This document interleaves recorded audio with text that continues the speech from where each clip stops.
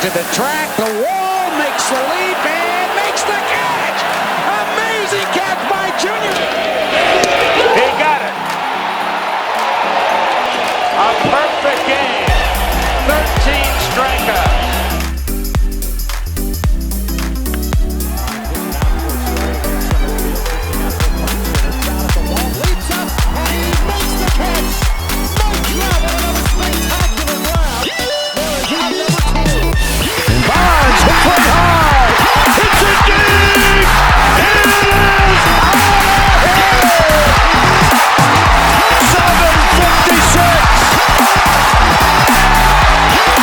Special moment for Barry Bonds. Swinging a long drive, deep to right, going, goodbye! He has done it! He has changed the game of the night with one swing of his bats! Hello and welcome to episode 4 of Champions Adjust, the newest and greatest baseball podcast. Thanks for listening, thanks for tuning in. It is, please turn that off. Phone's on silent, big man. It's on me. No worries. But today is May 11th. So we got a few kind of topics to discuss for this current episode. Some Hall of Fame talk, a little MLB talk. Of course, we're going to talk about our teams. It'll be another good episode. But we'll start off with asking you guys what's new, how we doing, how we feeling, what's the energy like in the room right now. Exhaustion from Bodson. Yeah, it's kind of the dog days. It's about to get hot, so those are the real dog days. About to. Yeah, man, we're grinding. We got another month and a half or so. You had a weekend off though. How was it? It was good. It wasn't exactly relaxing. Played a lot of cornhole. Yeah, I had my sister and brother-in-law in town, but yeah, all good, man. Great, man. Got a tournament this weekend, so looking forward There to you go. Yeah, taking one of my guys with you. Get a win. A win. Maybe a couple. I hope you guys get 3 or 4. I hope you get 5 or 6. 5 or 6. Well, Coach would only play 5. I want you to get 7 anyway. I don't care. And Bodson, you're a little tired, a little stressed, or what? Yeah, you know, that's life. Like I said, we're in the dog days. We have 3 tournaments left and a World Series to go. Last off weekend was April 10th weekend. It's been about a month. That combined with my day job, you know, we all have our day jobs too, and it's just we do. Yeah, well, I mean, you don't, but we do, and bedtime is coming up earlier and earlier every day for me, and my fiance loves that. I mean, we always record these podcasts very late. It's 9:09 at night right now, and that's because we generally have no time during the day for the 3 of us to kind of get together and record this pod. So we try to do it after practice Tuesday, but then there's been a lot of rain, so some of it's indoors and then at different times, and now we're just a lot of scheduling conflicts. And then my 2 co-hosts have significant others, which are extremely important to spend time with them. Oh, yeah. So that makes it a bit more difficult, but we're committed to this pod. We've done every week now for 4 weeks, so we're rolling these episodes out. That's right. And if you haven't checked out episodes 1 through 3, please do. We drop every Thursday. Thanks for listening. And if you're listening to episode 4, you're welcome for staying up late with you to do this for you. Absolutely. And so if you are familiar with our podcast, we are going to go right into Hall of Fame talk. That seems to be the number one topic that we've kind of dove into the deepest here on this pod. So we thank Sandra Bryan for making that a segment. So here it is, Hall of Fame talk. Is he a Hall of Famer or not? And our guy this week is none other than Andrew McCutchen. What do we think? What's on the brain? What comes to the tip of the brain right when you hear that name? Yes, Hall of Famer. Needs 3 or 4 more solid seasons. Get his WAR up. But his slashes are ridiculous, especially from 2012 to 2015. He's hitting something like 325, 405 slash with 100 home runs. For a 3-year span. Through a 3-year span. Mm-hmm. Once he got traded, he had a little fall off, but I think that happens to a lot of players. You get traded and you're not in your comfort zone anymore. But I mean, he's arguably one of the best Pittsburgh Pirates of all time. So I think he absolutely has a spot in the Hall of Fame. You're 100% with Andrew McCutchen. 100%, yes. He's a Hall of Famer. If he does the same thing for the next 3 or 4 years. He's 3 or 4 healthy years, yes. Or what if he retired right now? Would he get it in the next 5 years? I think that he wouldn't get in the first bout. I think he might be a 4th, 5th year guy. He might be like a Craig Biggio at that point. But I still think that over time, the riders, who, again, I think have more power than they should in the situation, will eventually say, hey, look at this guy's numbers. He deserves to be in the Hall of Fame. Sure. Okay. And I do have one more point before I let you go. I'm sorry, Sander. One more thing that I actually saw was from 2012 to 2015. Cutchen hit a 313, 404, 523 slash with 100 home runs. Only Buster Posey and Mike Trout put up more of a WAR, and only Trout, Miguel Cabrera, and Joey Votto had a higher WRC plus in that span. So you're looking at a guy who's up there with those names. But all of those players outside of Buster Posey have done those past 2015. They have. Yes. So there might be more of a second, third year ballot guy, but I still think that McCutchen deserves to be in it over time. Okay. Even if he retires But I today. know what we're talking about next week. Ooh. Posey. Posey. That's a good one. I got some thoughts on him too. Yeah. Buster Posey next week, episode 5. Let's do it. All right, what are your thoughts, Sander? As it stands with Kutch, yeah, I'm probably like a 90% yes. He definitely needs a few more years. He's 34 now, so he could probably play 3 or 4 more solid seasons. He has run into injury issues. Well, I guess he blew out his knee last year, the year before? Yeah, I think it was last year. He basically missed an entire 2 years season. Kobe year doesn't count.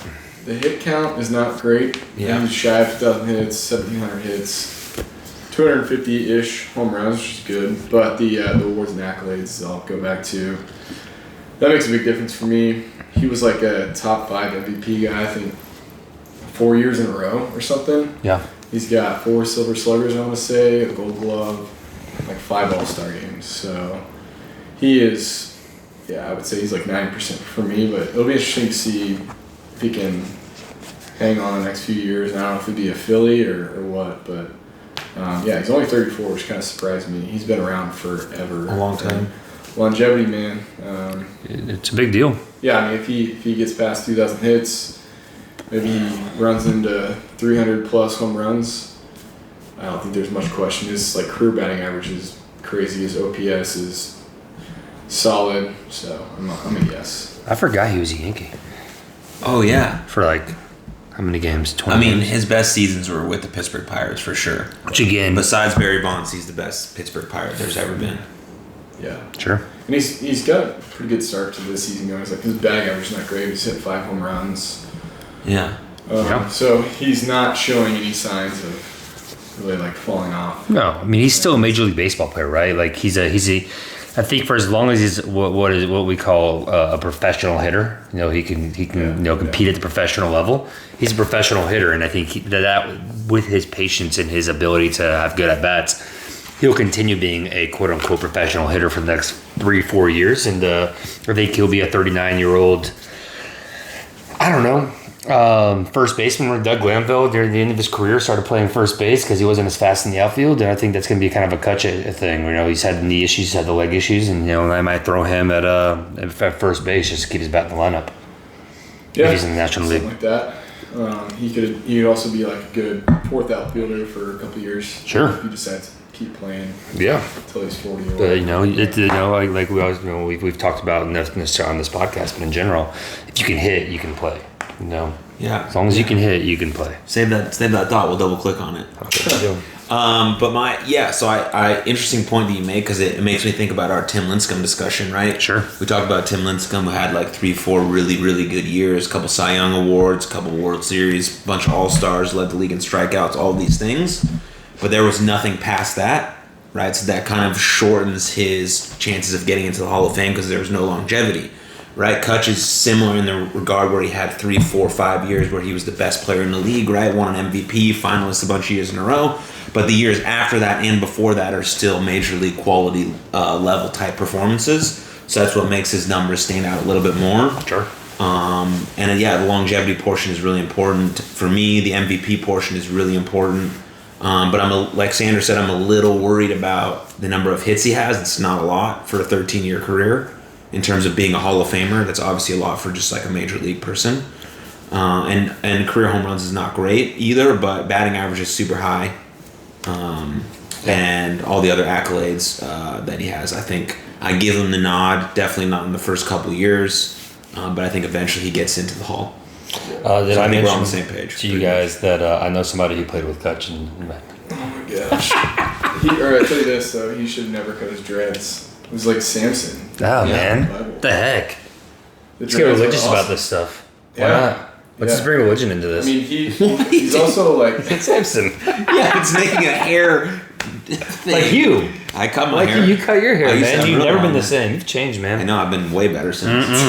Way better since. Bro, you didn't even, we weren't even really friends at that point. Buff Bagwell would disagree. Buff Bagwell, yeah. If you're a big WWE fan or WWF fan and you're watching this podcast, I wrestled Buff Bagwell in Germany in front of 1,000 people like 4 years ago, 5 With years your ago. hair. With super long hair, where I had the tips of my hair dyed blonde.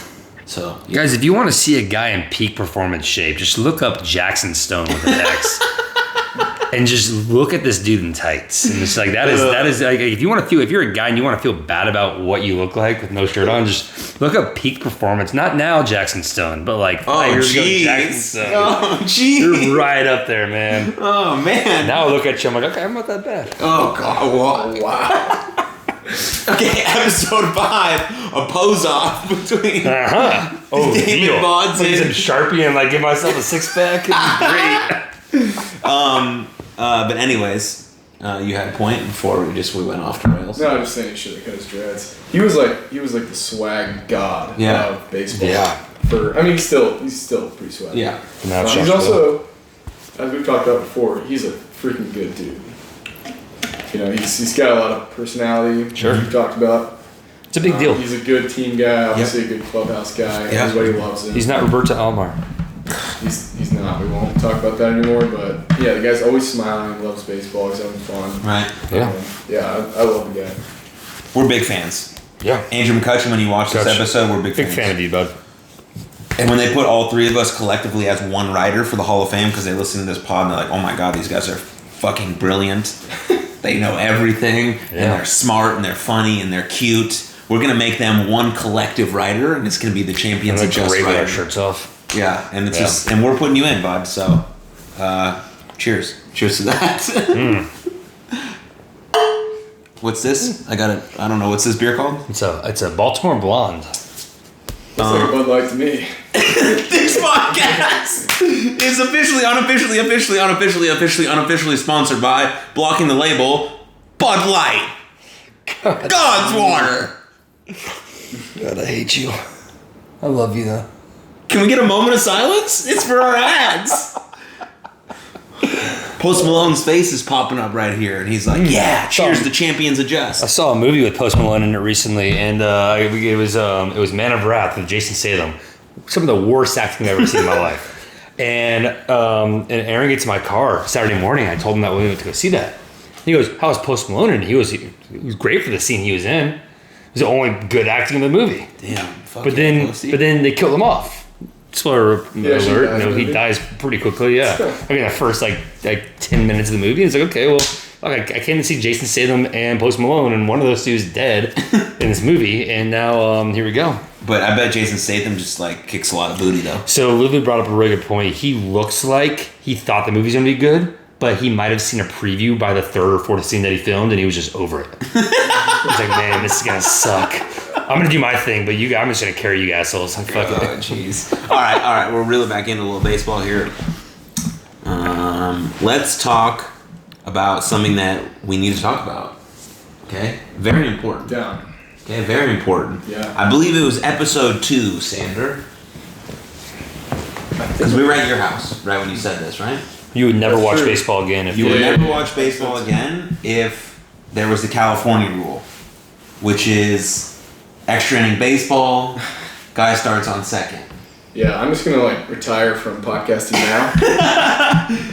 And I didn't know this was a rule when you said that, and I was like, oh yeah. Have you stopped watching baseball I since clearly then? did not know that either. Why would they? Why would they ever do that? Yeah, Why It's would terrible. they- It's terrible. And so now we're watching a bunch of Major League Baseball. I'm watching way more than I normally would because I want to be informed for this pod. I'm back in baseball, coaching, all these things. Got my groove going. I'm fired up about being in it. So I want to watch some baseball, and I watch a few extra inning games. And what do we see? 10th inning rolls around.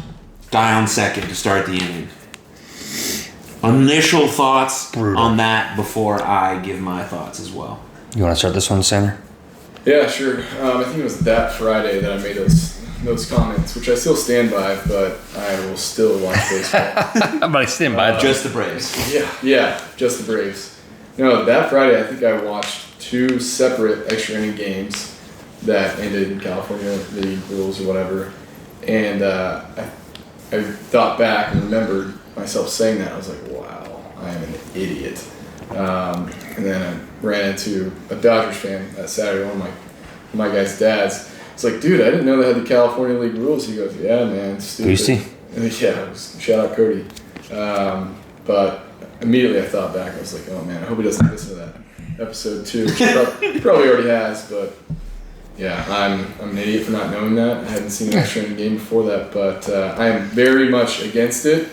I'm also probably against it in 13U, so That's fair. I guess that shows how I feel about the big leagues. It doesn't. If you're staying up, if you're gonna watch extra inning baseball, you don't care how long it takes. Maybe I'm the only one that thinks that. No, but you're all not. these rules are like speed up the game. Well, you can speed up the game, but don't end it shortly, or don't like end it in a stupid way that Right. isn't truly like indicative of how the teams are playing. Anyways, yeah, I have strong opinions about it. Rob Manfred, I don't think anyone really liked you to begin with, but that ain't it, bro. Can I direct something right at Rob Manfred? If you're watching this, go fuck yourself. No. Oh, no. Let me back this up. No. Back this up. That's not years how you ago. speak to people. Years ago. Okay. No, Years ago. I will not allow that. Years ago. Rob, man, I'm sorry, Rob. You can not like him, but you're not going to tell him to do that. Years ago, Bud? he decided. He decided to edit it out. No, it's key. This is the important part of the conversation. He decided years ago that he wanted to speed up the game because it helped with viewership, right? And he has in turn put up now. We have a clock that counts down between innings. Hurry up and warm up. He has, which I can't stand. He has now. You can only switch pitchers every 3 batters, which I don't like. That takes away from the chess match that is baseball. And now we have a runner on second in extra innings, which doesn't make sense because these are professional athletes. They are the top of the top of the top of their game in the entire world. And we're putting a runner on second base to speed up the game, which, how great is that for the pitcher? Okay, cool. Shit, I guess if I give up a run in the bottom half, if I get one hit, leave one hanging fastball, then the game's over. So is that the right way to approach the highest elite of the elite? I don't think so. And I think on top of between that and the inability to, change pitchers within matchups after, 1 or 2 batters, on top of the fact that you're now clocking how long people can warm up in between innings, because you never know what's going on. I think that's just, it is deteriorating the purity of the game. And I do apologize for being so aggressive. Thank you. I have very strong feelings against him because I do not believe that he is good for baseball. I question if he even likes baseball. And that's okay. And you're allowed that. But you're not going to address him like that. Or anyone. Well, I would if I saw him in person. Kids watching our show. That's fair. I do not. I'm not a fan of the changes he's made, and I think that the worst one he's made, and I think it's atrocious to tell a major leaguer bottom half the 10th inning tie game, you give up 1 hit and the game's over. Yeah. And it's going to be a base hit and the game's over, and that's just terrible. I think it's bad for baseball. Yeah, I don't like the rule. Not a fan. don't like the idea of trying to speed up a game in the 10th inning when the casual viewer probably has left the game in 6th or 7th inning. Sure. And the people who actually watch and care about baseball want to see extra inning baseball. They want to see it. And they don't want to see it end with a guy already on second and when none of the work has been done. Cheapens the game. Right? And so I think we're on the same page here about that rule, but we're not going to change it. And unless baseball gets a new commissioner, then it's not going to change either. Sure. But on top of that point, I want to ask you guys a separate question. So baseball is trying to get more viewership, right? Because it's very low at the moment in terms of watching it on TV or going to the stadium now that kind of stadiums are opening up again.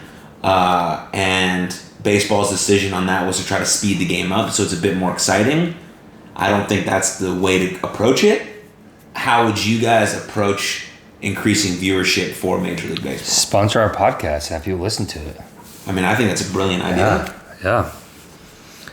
I'll go on MLB Network. Kevin Millar, what's up, bro? When did you fall in love with baseball? That's a question I'm going to ask both of you because I know when mine was. I was like 4 or 5. Okay. Yeah, same. I was probably kindergarten. It's because my grandpa and my mom were into it. Sure. For me, and I always enjoyed baseball, but I fell in love with it watching Sammy Sosa and Mark McGwire with the home run race to break Roger Maris's record. It was about as it was 10 years old. It was incredibly marketable. Mm-hmm. It was great for baseball. Now, years and years and years later, the Mitchell Report came out. Senate got involved in it. Balco got shut down. Steroid era and the conspiracies behind that and the fallout behind that. But at the end of the day, the strike of 1994 was negated because of the 1998 home run chase. And we haven't had a huge strike to really, flesh out viewership again since then, but it has just gradually decreased. I think that's a big reason why they juiced the ball, the last couple of years. Try to increase home runs. Ronald Acuna last week had like a 483-foot home run or something ridiculous like that, and it still happens. Got to count for 2 bombs. But yeah, I agree. That should be a 2-run solo shot. I love it. But they have to do something. And what the Frontier League is doing, a home run derby now in extra innings. I don't necessarily like that. But we got to find a way to get the viewers connected with the players better because, besides the fact that they were hitting a lot of home runs and whether or not they liked each other in real life, on camera, Sammy Sosa and Mark McGwire made me as a 10-year-old kid feel like they were best friends and baseball was a pure sport, which is something that baseball had lacked for the last 10, 15 years prior to that. And honestly, I believe has lacked since then. And we need to find the next Sosa McGwire home run chase.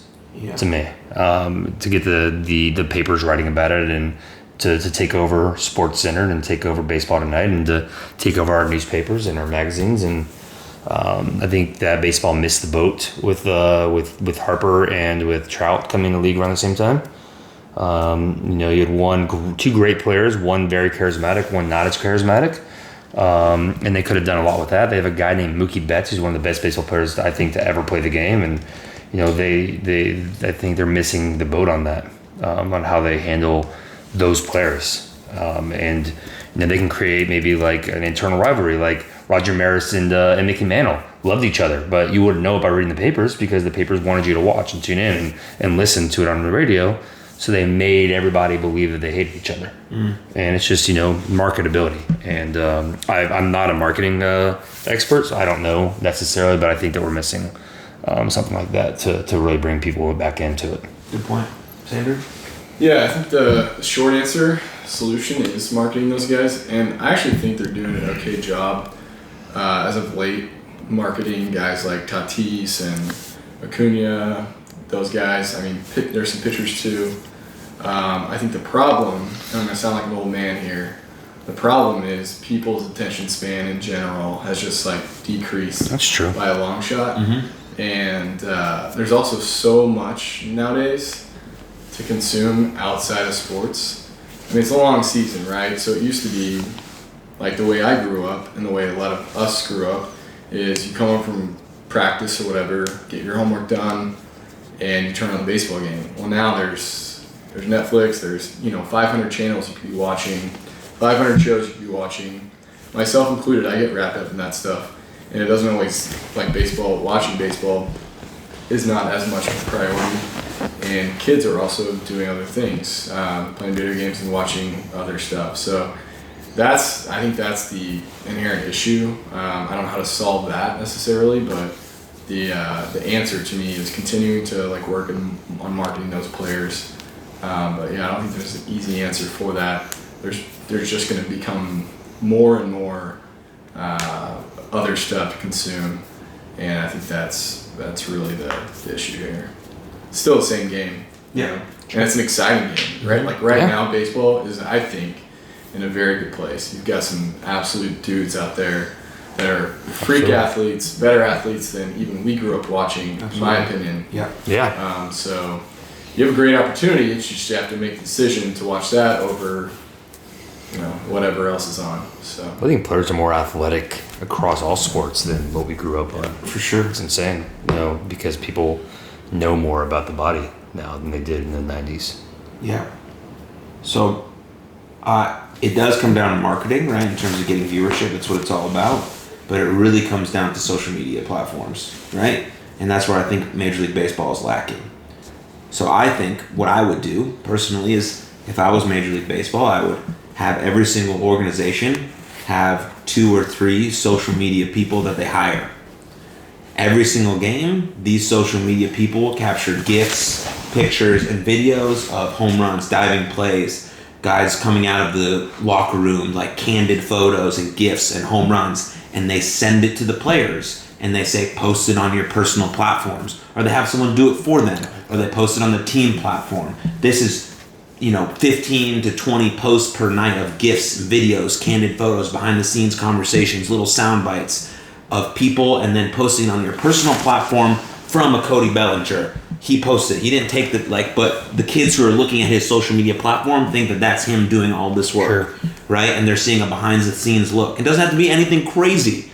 Even Mike Trout can have someone do this for him, and it's just him maybe doing a stretch routine or having a conversation with his left fielder before the game. It's just a photo, and there's a GIF of him doing a home run, or there's a short video, right? Because attention spans are small, and you're giving these little sound bites of the game, but you have to have the personnel to do it. And Major League Baseball has enough money to hire 2 to 4, 5, 6 people. I don't know how many people you could do. I'm not a social media marketing person. I mean, I do a lot for myself, and it's very difficult to run 4 or 5 platforms by yourself. But if you had all those people on the team, traveling with the team, taking these photos and making these GIFs and just making it very easy for the organization and the players to post on social media, you would then get more attention on social media, which would drive people to the ballpark. I agree. So that is an actual actionable solution that baseball could use. It's very possible and can be done instantly. What about miking up the players? I was about to say that. That's another option, but some players don't like that because they get opt out. We get aggressive when we're on the field and we say stuff, right? We're very highly competitive people, especially at that level. You have to have some sort of arrogance and ego to you to be able to perform at that level. So sometimes it's not suitable for children to watch and listen to. Do you have a bleep button? But there's a bleep button and all these things, right? So you can work around that. I'm just saying a perspective, right? It's not.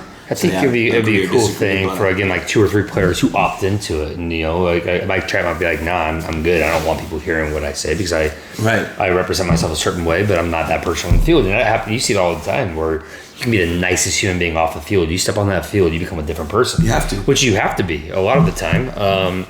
But I think it would be a cool option for people to opt in or opt out of and say, hey, we're gonna mic you up and we're gonna allow people to hear the speed of the game. Right. So in my opinion, there's just a lot of options to make the game more accessible to people in a shorter time frame than actually changing the integrity of the game and putting a guy on second base in the 10th inning. Yeah, I think they do the mic'd up thing. I want to say they try to do it. Well, they do it on Sunday Night Baseball all the times. Yeah. But I think your regional coverage, whether it's Valley Sports or whatever it might be, every regional coverage should have that like every game, man. You know, even a guy in the dugout, like a pitcher that's not going that day. Yeah. Just mic him up for an inning or whatever. I think that'd be really cool. And it's easy. I think I'm not in the big leagues, but I would venture to guess that a lot of guys would be willing to do that. So. Yeah. I think at the end of the day, though, the suggestion of them just sponsoring our podcast and making everybody listen to it is probably the easiest and best solution. I mean, if they listen to this and actually take my advice of doing what I just said about the social media thing, they should hire you. There's loads of people who went to school for specific social media marketing who would love to work in Major League Baseball. There's so much different personnel and people and ways to create content and some different things to dive into. Sure. And it's all short frame, like 30-second videos, 8-second GIF, one photo. I'm just spitballing here, just kind of came to me while I was listening to you guys talk. Sure. But, I mean, that's an option. One thing I think they're missing on, excuse me, which I think is kind of funny, is I get these MLB alerts on my phone. Yeah. And they're always so ridiculous. I don't even click on them because I know they're just trying to grab my attention. Clickbait. But it's like, so-and-so hits a triple to the shortstop. Yeah. I'm like, that did not happen. No. He may have made it to third, but that wasn't a triple. Or someone scores from first on a ball to the second baseman. That's so far-fetched. I don't even want to click on it because I know it's not as cool as your... Anyway. But I do I got one today at 10:22 a.m. It says Stashes and Burns, the best facial hair baseball card for each team. Yeah, that's fine. That's cool to me. But yeah, I agreed. Hustle triple. O's center fielder Cedric Mullins hit a triple to shortstop. How is that even possible? Well, errors probably. I don't know. And that's not a triple. That's 13U triple when they say I hit a triple and it was actually a Bueller's choice on 2 errors. I want it on air. I just clicked on it on air, and I want to watch. I want to see what the heck they're talking about. Yeah, I don't have my notifications turned on my phone, so no shot. The infield was shifted against Mullins, a left-handed hitter. He then punched Matt Andrius' 2-1 cutter just 161 feet the other way. Let's see, they are almost never hits, much less triple. Because of the shift, Xander Bogaerts had to run 97 feet from the far side of second base, and he near collided with third baseman Rafael Devers, who was sprinting back from the infield grass. Bogaerts bobbled the ball as he tried to make a running catch, not once but twice. The bobbles didn't help. The ball then dropped to the turf where Bogaerts smothered it with his glove, only to have it pop out for a third time. Devers then retreated near the left field line. Mullins was in attempt to make the play at third. Oh my God. So a bunch of bobbling in baseball. Okay. You should get a job reading audiobooks. Yeah, that was tough. That was tough. I was trying to make conversation here. I think we're pretty good on conversation, man. We're doing pretty well. You can just bleep out everything I say today. And just all the stuff we've talked about has been very important, and people need to hear it. Okay, so we got one quick more thing before we get into our respective teams, sure, and kind of some of the meat and bones that we usually talk about at the tail end of these episodes. But we've had two more no-hitters in May. 2 more no-hitters. So we're 4 and some possibly 5 asterisk on the 5 no-hitters so far in the first month and a half of the season. Sure. What do we think? Are we going to see more? We're going to see more than we saw. 3 in April? Yeah. Are we going to see more than 3 in May? No. Are we going to see 3? No. But we already seen 2. It's May 11th. Sure. I'm never going to say we're going to see another no-hitter, though. Why? That's just because it doesn't happen enough. It's happened 5 times. I know it has, but that's an anomaly more than it is the rule. What are the odds that there's going to be 6 no-hitters in the first 2 months of baseball? Slim to none. You want to make a bet? What are the odds? You want to make a bet on this? Yes. Now, what are the odds there's 5 no-hitters in the first 5 weeks? Slim to none, but it's happened. It's happened, but I'm never going to sit here and say, yeah, there's going to be more no-hitters. All right, so let's do a bet right That's here. like a general rule. Yeah, so 10-1. You make $100. I'm not. Or no, you make $10. Dude, I'm trying to plan for a wedding here. I can't spend $100 if I'm wrong. 10-1, $10 to $1. I'll do that. Listen. We'll bet $1. Yeah, deal. I say are you over under 3 on no hitters in May? He said under. What is there? Is there not an even? What? Is there an even? Are you picking 2? I'm going to go 2. I'm going to say no more. Okay, then I'll say 3. Okay. $1. $1. Wow. Cheers. Do you want to make a real bet? No. Okay. Exactly.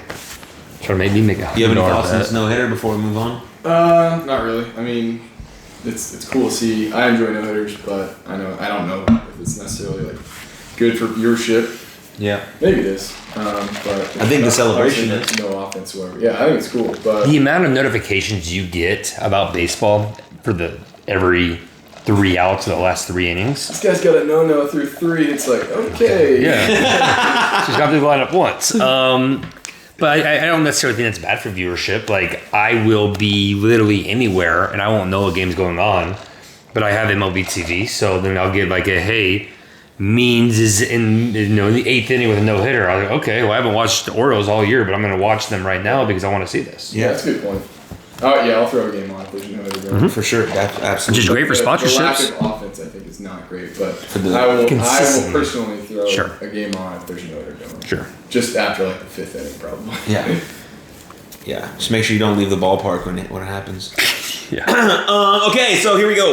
I want to comment on myself first, and I want to talk about how great my mullet looks. I appreciate the support over the last few months trying to grow this out. I'm basically in postseason form, and so I'm really proud of myself for that. Ready for it, yeah. Shout out to my barber. She's a fucking rock star. And we don't say the F word. I can say the F word unless I'm being derogatory and mean to another human being. Even if it's a bad human being. That's 3. Especially. That's 3 on the human being count today. Especially. I haven't. Did I say it? Twice. Ooh. Yeah. You're getting better. Yeah. Each week. Am I getting better? I want to say it more. I'm getting worse. No, okay. I'm a human being here. We're going to save you for last. Sandra, I want to ask you what you expect from your team going into this weekend after having a little break. Yeah, I don't think the break was really good for us. I was hoping it would be like good rest for him. Maybe it is. I don't know. But we had practice tonight. There was a lack of focus to say the least. So the week off is not always a great thing, but we'll get back after it tomorrow. Probably do some hitting on Friday before, just tune up. Unfortunately, it's been raining all week, so we haven't been able to get outside, which stinks. But yeah, I feel good about it. I think, if we can continue to build on the last tournament, we have confidence at least. We know how to win.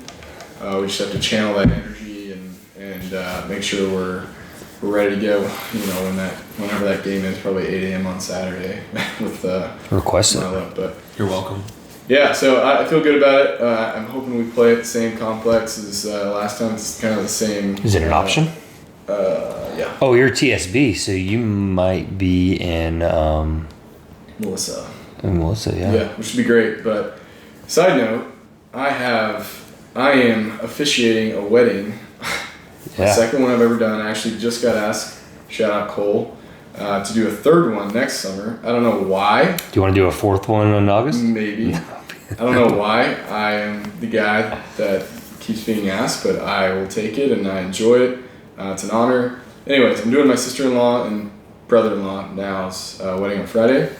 So I got the rehearsal dinner on Thursday, wedding on Friday, and baseball weekend. So it's going to be a long weekend, but I'm pumped for it. I'm kind of hoping against the 8 a.m. game on Saturday, for whatever reason. It could be a long night, but Yeah. we'll see. But yeah, I'm looking forward to For it. sleep purposes, too. That's what I mean. I think it's because of your warm heart and your kind soul that people are attracted to you.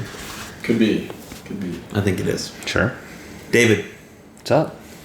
so I don't think that we should really too much dive into our weekend fully.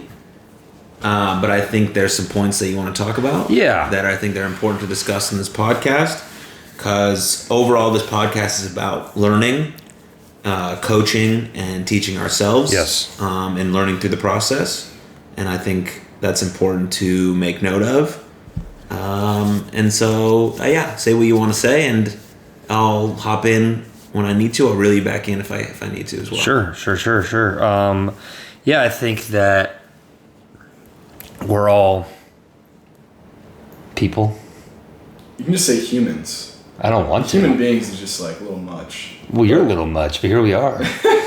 We're all human beings. At the end of the day, we do the best we can. Whether you're 13 years old and you're trying to make the plays, or whether you're a parent of a 13-year-old and you're trying to parent, the hormones and the changing of mentalities, or if you're a coach of a 13-year-old and you're learning as you go. And obviously, if you know me, I don't lack in the department of caring about people. I think that is one of my strengths, but also one of my downfalls, is that I care so much about the development of a kid, but in the heat of the moment, I care so much about their effort and their ability to make plays so that we can celebrate together. And I preach a lot that it's okay to make mistakes as long as you give me effort. But I did at one point this weekend get away from that. And I got caught up in the heat of the moment where, again, rookie coach. This is my first year being a head coach. And I think there's things that I will continue to do, and I have done before, that I'll never do again, right? Because you learn and I can't do that again. And I think, people have been doing this for 30 years and are learning things.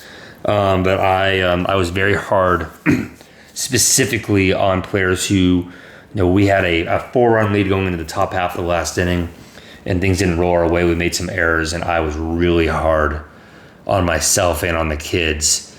And I probably created the friction and tension that created errors. And I recognized that pretty fairly soon after the game, that I need to be better about that. And there's just things that I said or there's some things that I acted in a way where, if I were watching, I told you this yesterday, if I was watching myself coach, I wouldn't want my kid playing for me, because of the way I was acting in that one moment. I think I held it together for most of the season in a pretty good manner, but unacceptable. And as I told the kid tonight, that I'm sorry that you're the guinea pig of a bad experience for me. It's hard for some of the kids that are listening to this. It's hard to know that we're at the end of the day learning every day. And if you're a parent, you know that as well. I'm sure you've said things to your kids that you wish you could take back or never have said. And we're all liable to make mistakes. And this weekend was a good learning experience for me, because we went 2-2 this past weekend, and I think our 2 wins were pretty atrocious. We didn't play very well, but we won, which is great, for the ability to play more games. But our best game that we've played in weeks was that semifinal loss. And it was very hard on all of them. And I've spent the last 48 hours or so reflecting on my actions and how I need to improve as a leader of young men. And I'm looking forward to taking the field with them again next week, because today was our only practice, and then we're going to give them a mental break, which I anticipate when we meet back again in a week from today on Tuesday of next week, there's going to be lack of focus because they're 13-year-olds and they're going to have taken a break, but I think they deserve it. And they probably deserve a break from me after this weekend, but we'll get back to it next week. But I'm grateful for the opportunity to coach these kids. I'm grateful for the patience that some of these parents and these kids have for me with it being my first full season as a head coach, and learning there are certain things that I need to do better and certain things I should do more often or not do as often. And I'm trying to reel things in and blow things up more on things that I think are helpful. But every coach I know has gone through the same ideals. Every coach I know has the first couple of years been very fiery, and they're like, oh, that's not working. And I'm going through that learning experience right now too. So, if you're listening to this, I appreciate you listening, and I appreciate you listening to my rant. But understand that we're all doing the best we can. And if you are a coach of young men and you're one of those people who constantly does the kind of things that I did this past weekend, I urge you to rethink your approach, just like I've spent the last 48 hours or so doing. And that's what I got. Okay, thanks for sharing, Coach. Yeah. For me, and for people who are in any type of leadership role, coach, whatever, the most important thing I think you can do is that your words match your actions. Yes. I cannot, as a coach, preach that it's okay if you make errors, It's okay if you strike out or we don't win and then scream at you when all of those things happen. Right. Because then my words are not matching up to my actions. And so it's important for that to happen. I can say, I'm speaking about me personally, I can say anything I want on both of my podcasts, and they can sound so good and nice and warm and sweet and with all the good intentions in the world.